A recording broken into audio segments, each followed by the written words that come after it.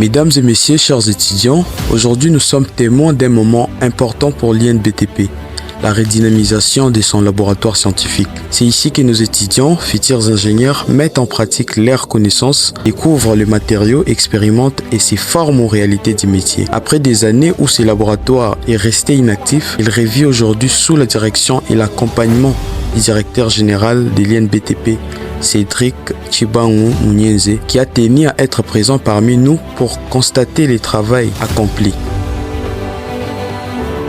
À présent, nous allons lui adresser une question simple mais essentielle.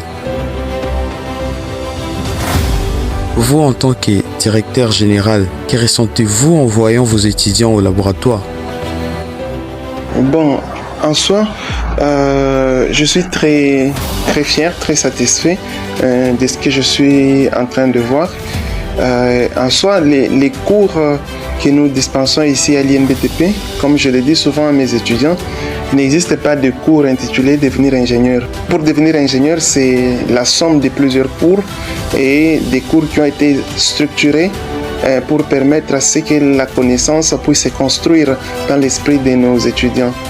Donc aujourd'hui, j'ai vu mes étudiants en train de préparer les échantillons de béton dans le cadre du cours de béton armé. Donc les étudiants comprennent déjà que, au-delà des cours qu'ils ont étudiés, notamment la statique et la résistance des matériaux, qui leur permettent de déterminer les efforts qui sont imposés au bâtiment, aujourd'hui, ils apprennent les caractéristiques des matériaux et en troisième année, ils commencent maintenant à faire les dimensionnements de ces ouvrages.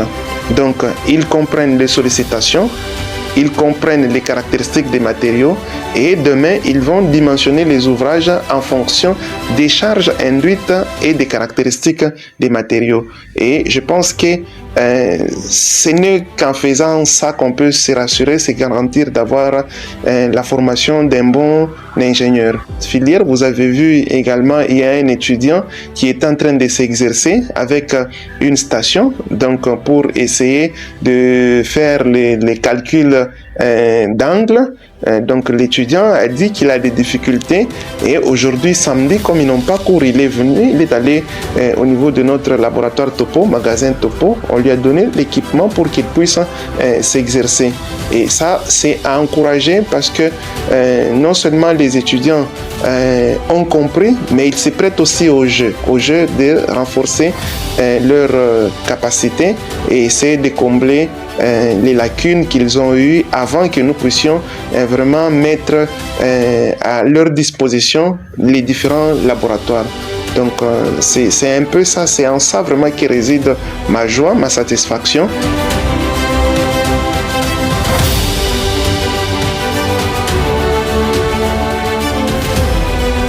Ces mots du directeur général viennent rappeler que l'INBTP progresse et que son laboratoire est désormais un pilier de formation pour nos étudiants.